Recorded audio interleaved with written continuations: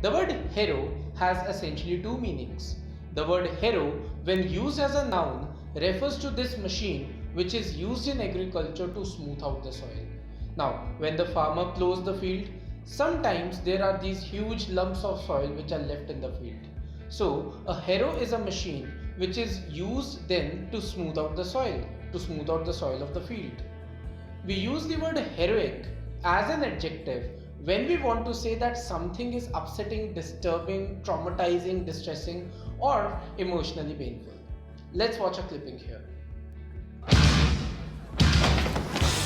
When you're 3'10" and in high school, getting from point A to point B can be a harrowing experience.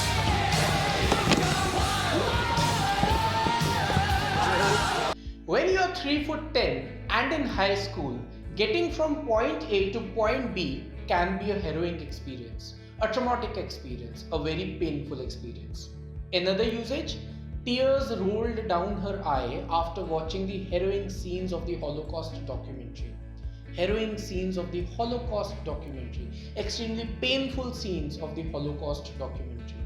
So, harrow as a noun is this machine used in agriculture. Harrowing as an adjective is used for something which is extremely painful. I'm a OG boy. Know that they ride or die. I keep boys by my seat, boy. Know that they ride or die. I keep